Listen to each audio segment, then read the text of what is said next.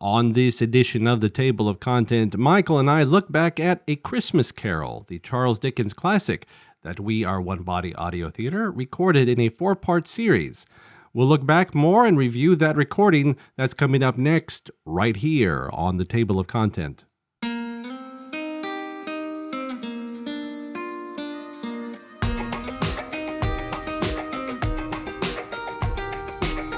Thank you so much for tuning in to this edition of the Table of Content, and a very Merry Christmas to all of you. My name is Albert Saenz. I am joined with Michael Steele. Michael, thank you so much for being with us. Oh, thank you, Albert, and very Merry Christmas to you as well. Thank you. Thank you. I am doing my very best to make it a very merry and very blessed Christmas. Wonderful. So let's get into it. We are talking about A Christmas Carol, the Charles Dickens timeless classic that has found its way in renditions from George C. Scott to the Muppets. And now we have done at Audio Theatre our own version of it, which we captured in a 4-part series. So we'd like to talk a little bit about our production and just a little bit about the story and why Charles Dickens' story following Ebenezer Scrooge is still a relevant story even to this day. Now, you and I both took part in this actual production with Audio Theatre. What was your role? Oh, well, Albert, I was so stoked to be able, if I could use a Southern California Yes, word. Please use as much Southern California as you would like at any time. So I was so stoked. I have no background in audio theater or voice acting, and this was my first venture into it. And so when I got the sort of circular email that was sent out saying, hey, there's open auditions, I thought, you know what? Why not? So I went in the studio, butterflies in the stomach and just kind of, anxious and auditioned. And it was just a fantastic experience overall as a first time sort of voice actor participating in this production. And so I was blessed to land the part of friend number 3 in nephew's Fred's Christmas party. The Christmas party where they're having and they're kind of poking fun at Uncle Scrooge for not coming over. Right, that's where they're playing that word game, right? Yes, right. I'm thinking of an animal, and can you guess what it is? Yeah, right. So it was really just marvelous working with the team over there at the Audio Theater, and they just made me feel right at home, and great coaching, and it was just a fantastic experience. And so I landed 5 lines, and it was it was great. I practiced them diligently, and I like to think of myself as a method actor. What was your motivation? Oh, that was just, well, first of all, I love the story, of Charles Dickens' Christmas Carol, and it's such a cathartic experience of Ebenezer Scrooge going through his conversion and recognizing more valuable things in life. But it was just, more than anything else, it was just the opportunity to be a part of this collaboration with other people and to put something out there that would bring entertainment and joy to other people who love the story as well. I agree with you because, it's always fun to sort of take part in these sort of productions with Audio Theater. But when you have a chance to sort of be a part of one that really, has this sort of weight behind it, as such as A Christmas Carol, and you're like, okay, I'm going to get to be a part of A Christmas Carol, because we do a lot of stories. Some of them are more well known. Some of them are original stories written in house and by volunteers. But A Christmas Carol, I mean, we're talking about the Christmas story, and so it really is great to be a part of something like that.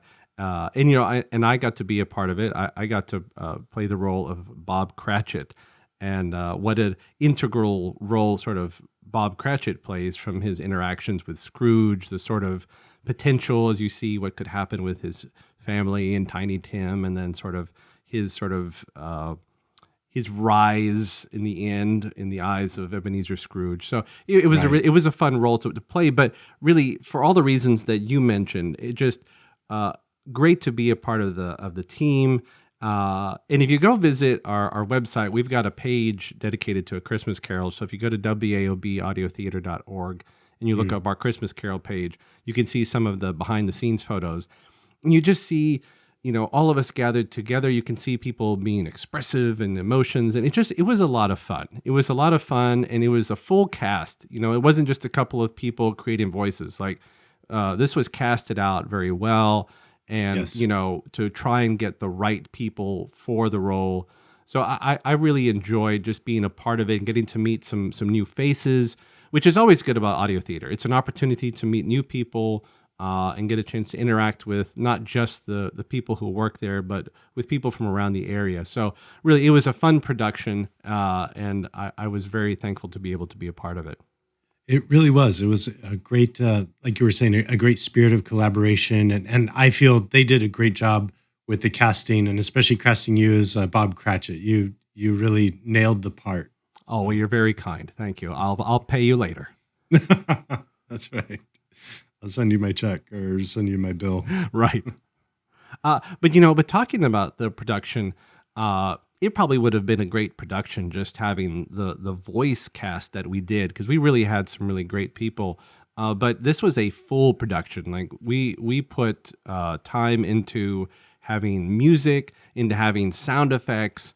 So really the whole experience came together. I mean, like you hear like the winter wind from outside, the creaking of doors, and all the interactions with all of the different ghosts. Like all of this was put in to really make it come alive. And because it's one thing to watch something, right? It's one thing to, hey, I'm going to sit down and I'm going to watch A Christmas Carol, the George C. Scott version, or I'm going to sit down and watch A Muppet Christmas Carol, and you get to see the visuals and you get to see people and, oh yeah, it's all sort of, it's right there in front of you. So your eyes sort of offload what your ears kind of need a little bit. But with an audio production, you just have to rely kind of completely on your mind to sort of fill in the pictures. And what better way to do that than not just have a great cast, but to have full sound effects and to have music and to sort of make it come alive. And then your mind can sort of fill in all of the rest of the spaces. Right. If you're dealing with cinema or film, you can show instead of tell. But when you're in the realm of audio, you have to tell versus show. But you have to tell as well with those sound effects, and those add to the ambient. They fill out the picture in one's imagination, and And I believe even at the time, if I remember correctly, when we were putting it together, there was plans for us to actually do a live performance, and that also excited me as well. Just getting up there with a microphone and just acting it out on a stage with a live audience. That I feel like that would have been a great experience as well. Before we get into talking about the actual sort of story itself a little bit, Sure. I want to talk just a little bit more about the cast. Now, there are some regulars at Audio Theater, and it kind of would have made sense. Like, all right, well, let's just reach out to the regular folks that we use. And I mentioned this before, like they worked really hard to cast this well. And there was like a casting call put out, and we legitimately brought in some people that were not sort of in the normal, regular sort of sphere of volunteers. And I think that was so great because not only did it sort of open the doors, to, fill in from people outside of, we'll say regular audio theater volunteers, but it really just sort of is this like chance to sort of bring people from the community in to really take part in this great production. And again, it showed in the final product. And the people who came in as the voice cast were they were the right people for the job. Absolutely. And I feel, again, very blessed to have been one of those kind of new people that sort of entered into just kind of as a walk-in, and yeah, it was a great opportunity to meet local talent And like you were saying, when we had like I think like a couple Christmas parties as well during the whole production of it, and you had a chance to really meet the people where they were at, and as opposed to just like I'm just here to record something. But it was great. It was a really great spirit of community. Yes, yeah, and I think that's a great nod to audio theater. It is very good at forming a spirit of community. That's an excellent way of saying it. Yeah, they do a great job kind of fomenting that. So I want to take some time now just to actually get into the story a little bit. Now, most people should be familiar with the story, right? We have Ebenezer Scrooge, who's a grumpy old man whose interest is in making as much money as possible at the expense of whoever needs to sort of be, I guess, trampled on along the way, and is concerned with giving away as little as possible, right? He had a partner at one point, Jacob Marley, who has passed away. And in the beginning, he goes home, Scrooge goes home, he's visited by the ghost of Jacob Marley and says, you're basically on a path to destruction. You're going to be visited by 3 ghosts, and you better change your ways. All right. And, of course, Scrooge is, he's not so sure about this. He's sort of, you could be a bit of undigested beef, a blot of mustard. I love those lines. I really do. Like, I'm imagining, just eating something that messes with your stomach so badly that you end up seeing a ghost, Right. But then he's visited by the ghost of Christmas past, Christmas present, and the ghost of Christmas yet to come, or the Christmas future. Yes. And he has a conversion. He has a metanoia. He has a change of heart. He completely turns around and realizes, that he has been living in a way that has been destructive and that will continue to be destructive. So he changes his ways. And he has a Merry Christmas, and he reunites with Bob Cratchit and says, I'm going to do everything I can for you. I'm going to give you a raise, and we're going to help Tiny Tim. And he goes to his nephew's house for Christmas. And, Scrooge lives, to the best of his days as the best person ever, Right. So that's kind of the summary. But my question to you is, why would this story be so relevant still? Like, why is it still something that people want to hear? Why do people still enjoy this story? Why has it not just sort of gone by the wayside and replaced by some sort of, retro modern Christmas story that really has nothing to do with Christmas? Why is A Christmas Carol still important? That's a great question, Albert. And I've been asking myself the same question as well. And, this isn't the only Christmas story that Charles Dickens wrote. He wrote a number of Christmas stories. I had the pleasure of reading them a few years ago. One of the titles that came back to mind was called Cricket on the Hearth. And he was writing all these wonderful stories. And his whole point was to try, like you mentioned, that metanoia. He was trying to prick the public conscience at that point. There was a lot of social injustice, a lot of child labor, a lot of inequality among people, a lot of strife, socially. And Dickens was trying to wake up the collective conscience of society to these social ills. And a lot of his writing reflects that.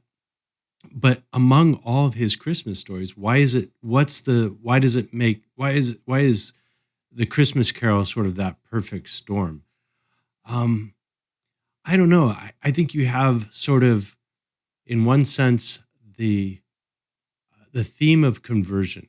You start out, like you were saying, with this hard-hearted, grumpy man, and he's clinging to something that desperately even that's giving him security, or a perceived sense of security, right? But it's pointing to deeper insecurities that he has within himself, right? He's chosen a temporal reality to stake his claim for happiness. And as the story unfolds, you realize at the sacrifice of true love or romance, or the possibility of forming a family, there's sort of a broken relationship there along the way. So you have that element. Another element, you have um, the dabbling in the supernatural, which I think we all kind of, as humans, we all kind of like, whoa, are there ghosts out there? And are there, happenings, and it seems like contemporary society is kind of fixated on that even more so. So you have sort of that paranormal aspect. And then you have the aspect of just the eternal, like what is truly worthwhile in life. That dramatic opening scene where the Jacob Marley takes him to the window and he sees all those spirits who are trying to help people, but their time has passed. So that you have sort of that existential point of view of time is short. How are we going to use our time here on earth? Are we going to do good with it, or are we going to use it selfishly? And it's all wrapped up into a happy ending. I mean, how can you do that? I mean, I just feel like Dickens must have been inspired. And there was a movie actually that came out a couple years ago called The Man Who Invented Christmas. I feel like Yeah, I saw that. That was a good movie. yes, right? And it kind of showed Dickens' struggle with, writer's block and trying to bring out this story. So anyways, but I thought it was insightful. I'm not sure how accurate it is or, historically, but Sure. but it kind of gives you an insight into the man. But I think if I was going to just sort of hone in on one thing, because I think you said a lot of great points there. I think all the Mm. reasons that you explained are good reasons as to why it's still a relevant story. But you know what I think? I think it's sort of an underdog, road to redemption sort of story. Yeah. And, really, you know, a lot of times we want to think about underdogs as someone who's poverty stricken and someone who's, you know, has nothing for Mm. themselves. And, Hmm. you know, you could say that to a certain degree about Scrooge, right? Because he lives the life of a loner, basically, Yeah. and all he has is his money. So you could say he has nothing, but he's not destitute. I mean, he No. he runs a business. He's kind of shrewd about everything that he does, and he's kind of cutthroat, Yeah. or maybe not even kind of. He is. I mean, he's a cutthroat individual. He just wants to make money. So he's not, you know, I guess a typical underdog. Like he's got everything going for him, except that he's missing the great part of charity from his heart, which Yes. can shape an individual's life. But it is kind of an underdog story in a a road that takes him from his past to his present and then ultimately leads to redemption. And I think people like those stories. I think people Yes. like a story of redemption. They like a story where they see that someone who was on the wrong side comes to the right side, but you do it in such a fascinating way. Like it's not just, Yes. in his present day life after talking with, Tiny Tim, he has a change of heart and, Scrooge is forever redeemed. No, it's like, look, you need to look at your life as a whole. And Yes. Dickens says, all right, how can I do this? All right, we're going to take ghosts. We're going to say there's going to be a ghost of the past, a ghost of the present, and a ghost of the future. And Yes. we're going to take Scrooge through his life, through the lives of those around him, and he is going to realize the impact that his life has on others. So Yes. it's not just up to him to sort of come to a conclusion in present day states of, oh, I've been a bad guy. Like it's like, no, Right. my life impacts others. And people look at me in a certain way. Like I have great influence. And I Yeah. think that we miss that in our life, right? We miss that we have influence in the lives around us, no Mm. matter what we're thinking. Like somehow we're impacting people. So Dickens says, I'm going to present Scrooge's life in a very interesting form, but we're going to show how he can impact people or not impact people's lives from what he does and doesn't do. And we have this great story, just like you said, with all of those elements. And in the end, Scrooge wins, and Yes. he's the better man for it. Oh, there's that great scene where he wakes up on Christmas morning and he just realizes that he hasn't missed it, that the spirits did it all in one night. And I, like you were saying, because Dickens draws us into the backstory, the life of Scrooge himself. Like you feel that moment all the more intensely because you realize, okay, here's the childhood he had. Here's where he started off well, but then here's where he started to go off track and how he ended up, a miser, Scrooge, and also miserable at the same time. Because although he was wealthy, the story doesn't really, like you were saying, he was well off, no financial concerns, but he didn't enjoy any of it. He's crotchety. He's a Scrooge, right? But that scene where he wakes up and he does a jig and he's just so happy. It's really powerful. The way that he brings us into and draws us into that moment of conversion and realizing, he's no longer a slave to his wealth, but now he is the true steward of his wealth. And he starts, he goes to the window. I forget, he throws a bunch of money at this kid to go buy a goose for Bob Cratchit. Right. It's right. like that. And you feel the joy of like, yeah, you can do good with what he has now. He's taking care of his own and others. And I'm sure there's more to his joy that Dickens could have expanded, but we emphasize in the story, or Dickens emphasizes in the story, the joy of giving. It's not just the joy of being a good man. It's like, hey, I'm going to be a good man now. I'm not going to be crotchety. I'm not going to be a miser. Right. I'm going to give, and that is going to bring great joy to my life. And that's a wonderful takeaway, because Yes. it is a society today, right, where we still need to be reminded that it's better to give than to receive. Mm-hmm. It is, and it's interesting, like you were saying, the story focuses mostly on the actual conversion process, right? It delves into his misery and how hard-hearted he is. Dickens establishes that really effectively at the beginning, right? But then the rest of the book is about the conversion itself and the struggles that Scrooge is undergoing interiorly as well. And then the last part is only briefly given over to the joy of giving and helping. There's the scene where he goes back kind of humble to his cousin, or not his cousin, his nephew's place, and brings them the joy of his presence at Christmas dinner. And then he just kind of says, and he became a second uncle to Tiny Tim, Right. Who got better, right?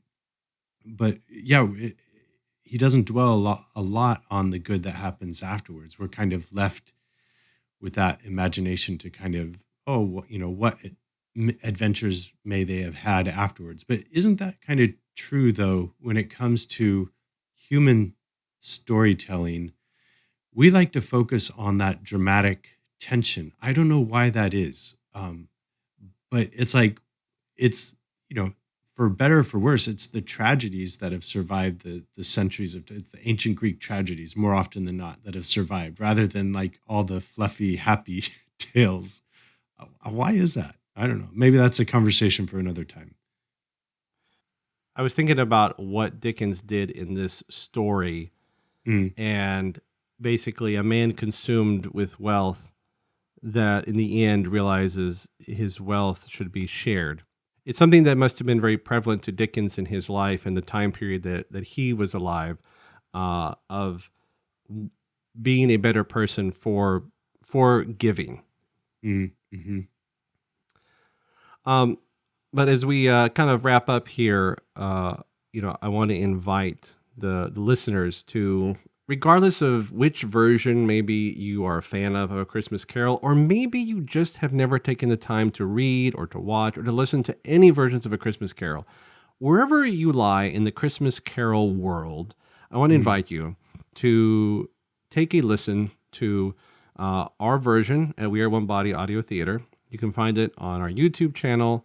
You can go to our podcast. We're on all the major podcast directories. We've got a show just for A Christmas Carol. You can go to our website at WAOB and look up our Christmas Carol page.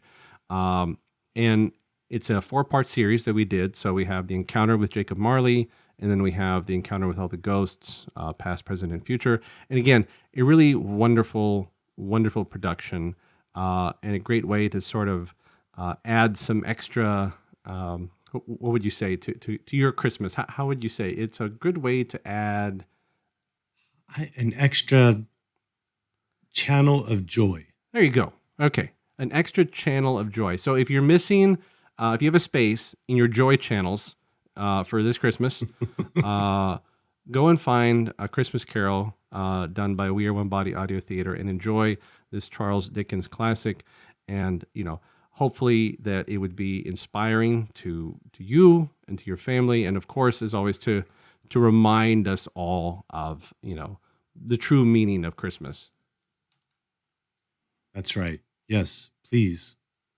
And if you can, I'm somewhere, I think, in episode 3 or episode 4. And I think one of my lines was, does it grunt or growl? So there you go. So please go search out Michael Steele talking about grunting and growling in our version of A Christmas Carol, and prepare to have your mind blown by a performance unlike any other you've heard before. Like any other. Yeah, so, exactly.